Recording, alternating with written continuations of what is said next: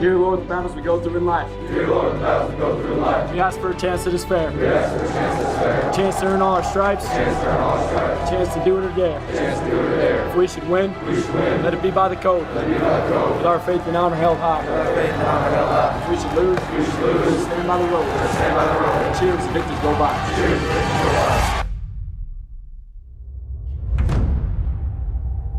Just in a matter of seconds, I went from independent to dependent. I couldn't feel a thing.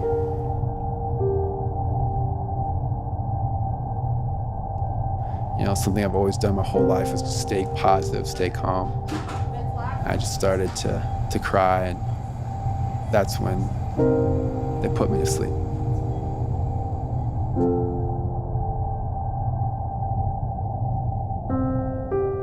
I'm not going to be part of the 97% that doesn't recover from this. A little farther. Good. I'm going to do what I can to beat it. I had to relearn how to move different parts of my body with what was connected. To be upright, to be standing, was like a sense of freedom.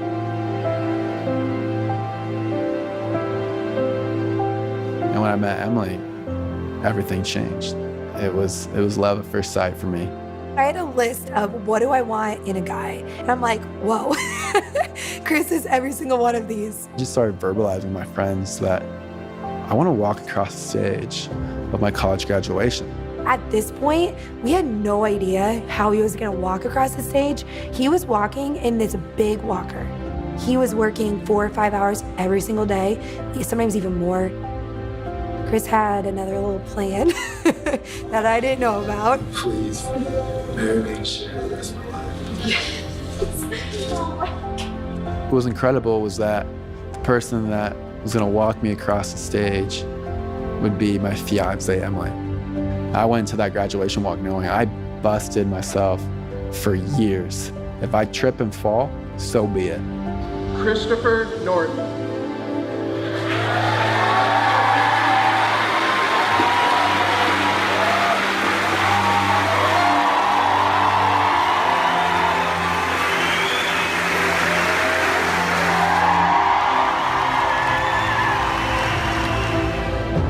And you can do a little bit more, a little extra on everything that you do, what you're supposed to do. That's when you can make the most significant impact and the biggest difference. I want to be able to walk Emily down the aisle of our wedding. I'm gonna walk her down the aisle some way, somehow, and we're gonna go 7 yards. And I wanna walk with her side by side. I'm looking forward to the challenge.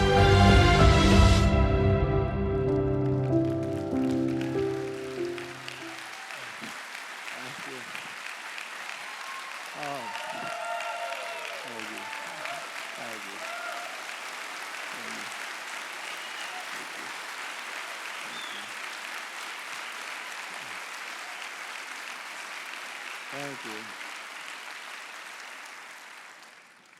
Man, I hope I can live up to that video. I can't even begin to tell you what a blessing Christ Fellowship has been in my life. And I'll never forget the first service that my wife Emily and I ever attended. It was at the Port St. Lucie campus back in 2017. And to be honest, I was kind of skeptical. We had just moved from a small town in Iowa where office buildings don't become churches. Also, I didn't get any of my front row parking spots because the handicap parking here in South Florida is very competitive.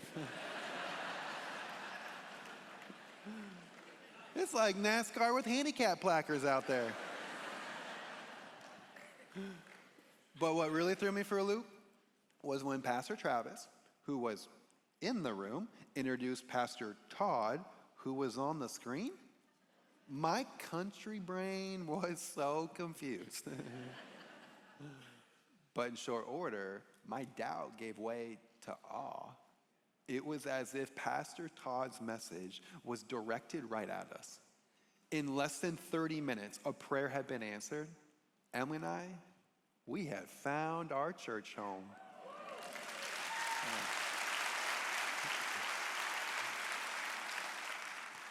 And as I was preparing my message for the series, I've come to realize that doubt screams loudest when life doesn't go according to plan. That's when the enemy sneaks in, spreading doubt about God's goodness, making us ask, why, God? Why did you let this happen to me? But what if I told you our lowest moments and shattered plans are actually invitations to be part of a greater story? God's story, where darkness becomes light, brokenness leads to purpose, and our life becomes a testimony that inspires others. You see, my spinal cord injury didn't ruin my life. It resurrected it. It led to a faith that helped me recognize my strength doesn't come from my muscles, but from Jesus Christ who lives in me.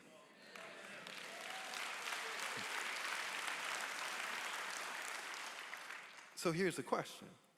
How do we let our shattered plans become part of God's greater story? And today I'm going to share two truths that helped me when all seemed lost, to trust in God's plan and embrace the path I did not choose. October 17, 2010. I wake up in the ICU after spinal surgery, surrounded by tubes and wires. Just hours ago, I was making what I thought was a routine tackle during my college football game. And at 18 years old, after being an athlete my entire life, I lie there paralyzed below the neck, unable to move a finger. Yet, I'm hopeful. And that is until the surgeon walks in. And I hang on his every word. And one of the first things he says is not at all what I was expecting. You have about a 3% chance to ever move below your neck. Not a 3% chance to walk, but a 3% chance to feel someone's touch. Just a 3% chance to scratch an itch on my face, to feed myself. And after receiving the devastating news, one of my favorite Bible verses came to mind. Jeremiah 29:11. For I know the plans I have for you, declares the Lord. Plans to prosper you and not to harm you. Plans to give you hope and a future. But as I laid there motionless, I thought, God, how can this be your plan to prosper me? How can something as devastating as this ever be turned out good? I couldn't understand it. And some of you may have similar questions. You're staring at circumstances that seem to have no light at the end of the tunnel. In those moments when nothing makes sense, I discovered trusting His word is not based on understanding or feeling. It's a choice. And I made a decision to believe. God's not done with me. And He's not done with you either.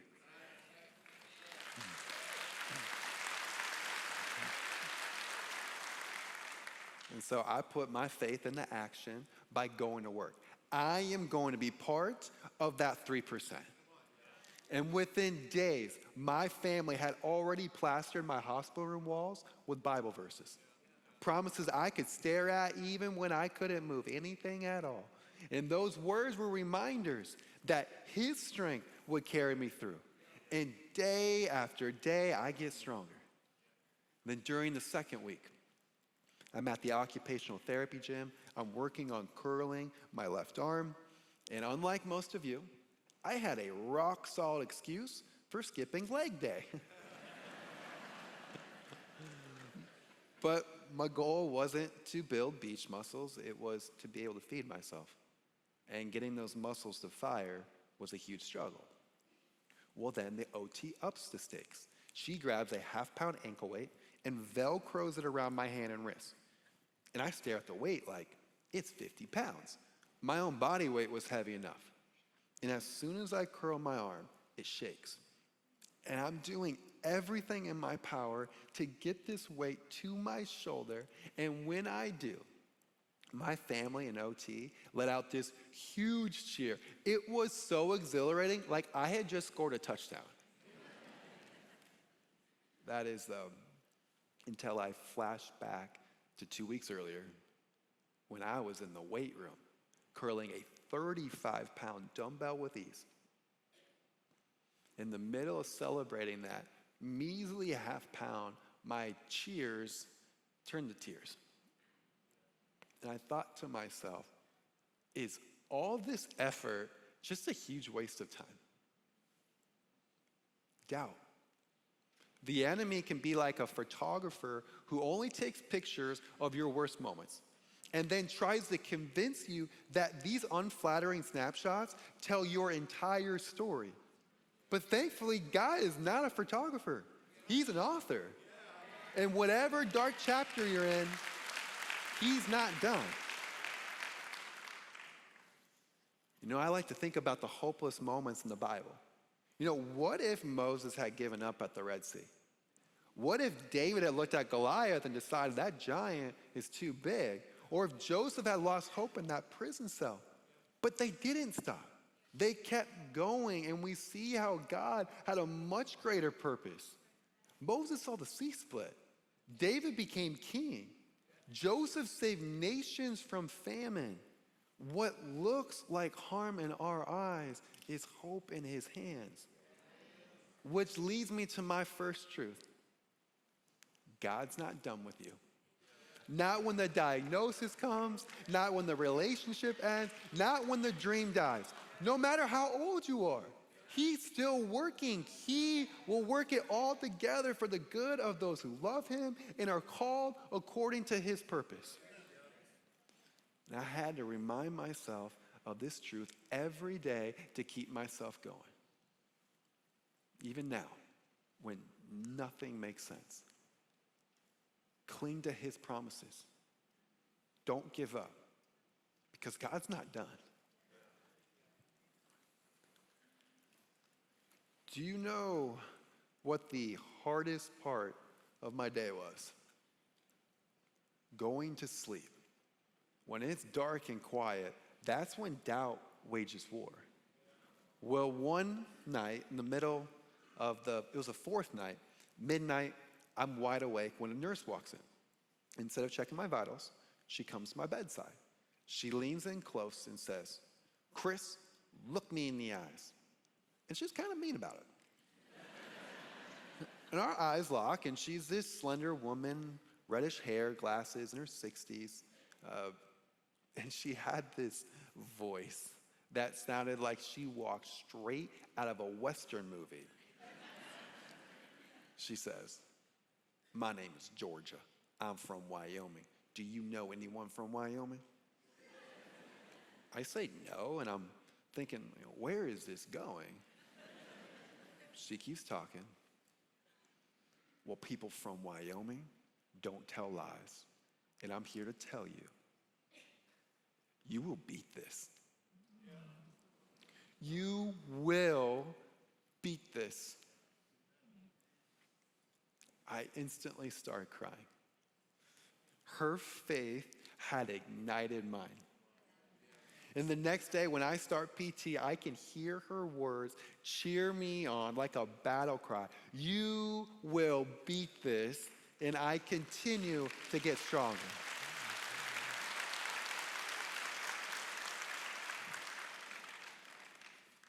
Five weeks later, I'm still in the hospital, and this time, around this 5-week mark, despite endless therapy and prayer, my legs remain still.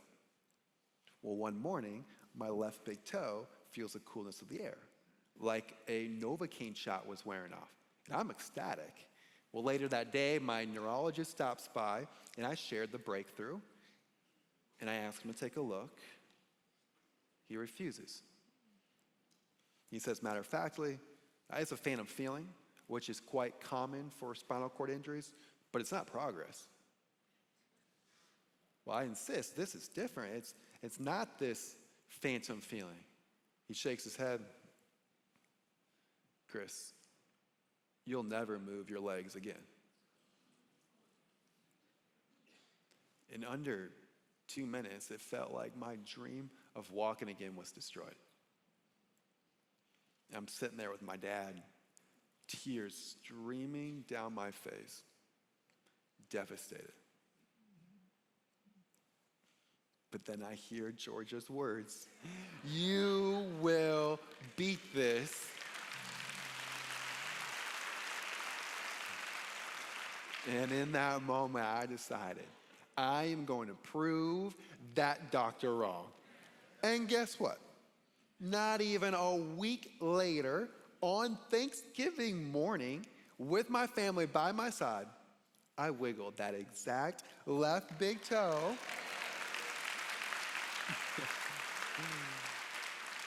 that the buzzkill doctor said I would never move again. Praise God, right? Man. I told all my nurses and therapists that day, you go find that doctor, who I like to call Dr. Phantom. You bring him in my room so I can tell him to phantom this. As I wiggle my toe in his face. Fortunately for Dr. Phantom, he was gone that day. But the toe wiggle, it became so much more. I gradually gained strength in my legs, eventually standing with assistance. You will beat this. Georgia's 4 little words were my inspiration, fueling me towards the goal. But do you think Georgia realizes the impact her words had on me? Doubt it. Rarely do we ever find out if what we say or the faith we share makes a difference. Clearly, it does. Ecclesiastes chapter 4, verse 9 through 10 says this, 2 are better than 1, for they have a good return for their labor. If either of them falls down, one can help the other up. But pity anyone who falls and has no one to help them up.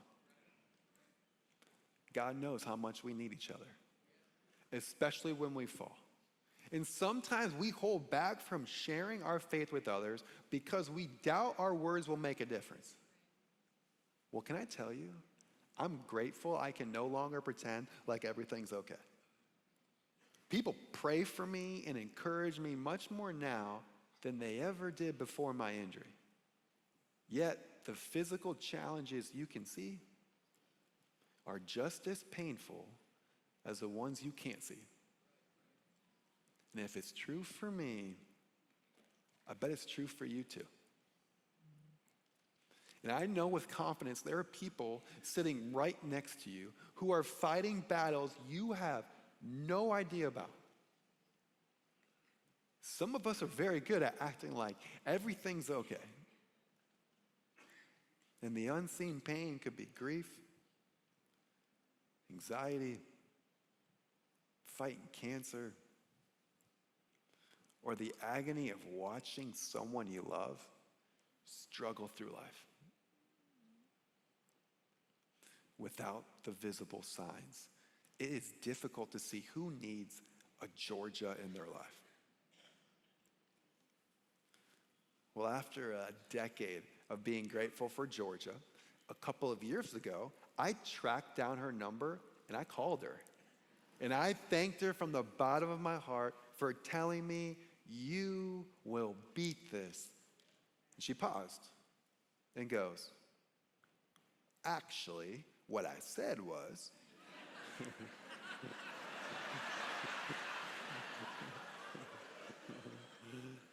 you will get better.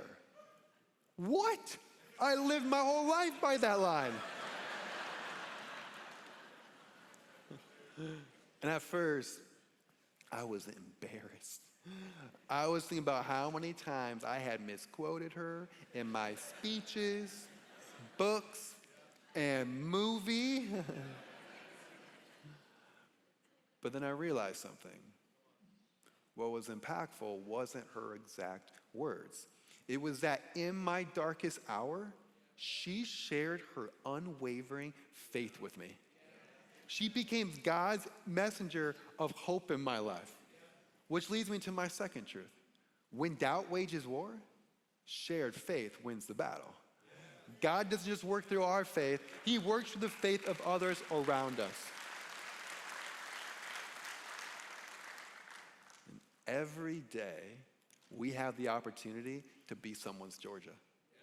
To share our faith when theirs is shaking, or to receive faith when our strength feels weak. Because in God's greater story, we are not meant to fight our battles alone. After being discharged from the hospital, about a year after, I returned to college. And it was during my junior year when I met and fell in love with Emily. And once we were engaged, I set the goal, I am going to walk her 7 yards down the aisle of our wedding, side by side, even when I couldn't walk 3 feet at the time. And there were plenty of times when I felt like giving up. But, spoiler alert, we crushed those 7 yards.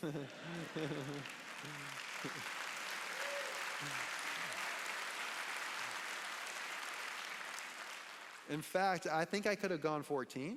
And I know Coach Mullins would have loved that kind of extra effort, but then they'd have to rename the movie, and so sorry, Coach, I didn't do it. And since being married, our new church home is at the Royal Palm campus, where we attend with our 5 children.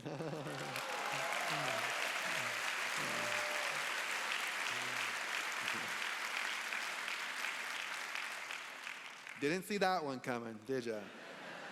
Neither did I. It was through adoption that came our 4 girls, and their biological sisters, and then a few years later, we adopted our youngest son, KJ. And the age spread is 15 all the way down to 6. And I'm also proud to say we have been foster parents and have fostered 23 kids to date.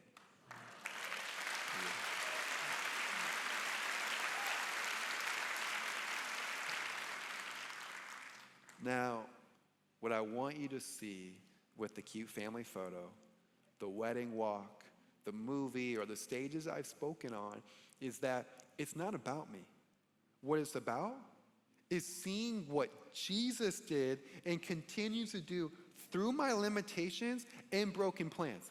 He's allowed me to do more from my chair than I could have ever done on my feet, proving his power is limitless. Jesus deserves the glory. Thank you. Thank you. And while I may have never received the miracle I prayed for to walk independently, I received something far greater, a journey of miracles. So the next time doubt is trying to take you out and you're facing your own 3% chance, an impossible diagnosis, a relationship that feels beyond repair, a shattered dream, know that God is not done with you. And so these last words, though, they deserve to be delivered just a little bit differently. And like so many other moments in my life, I am going to need to borrow someone's strength to do it. Emily, would you please lend me a hand?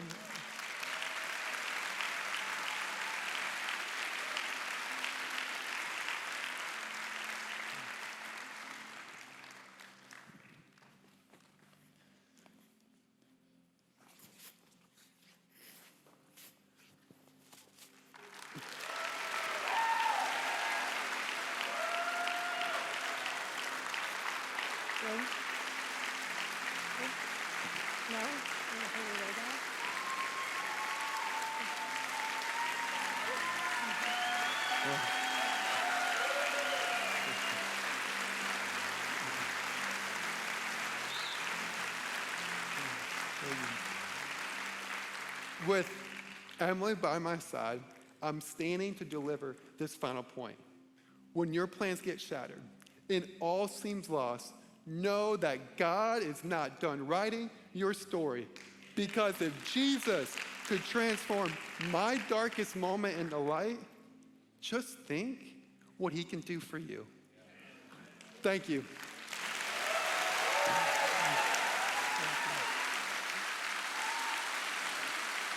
Chris and Emily, we are so honored that you're a part of our church family. And we want to thank you again for sharing your testimony with us, your story of faith. It has built our faith today. Amen, church? Amen. Would you tell them again how much we love them? We're thankful for them.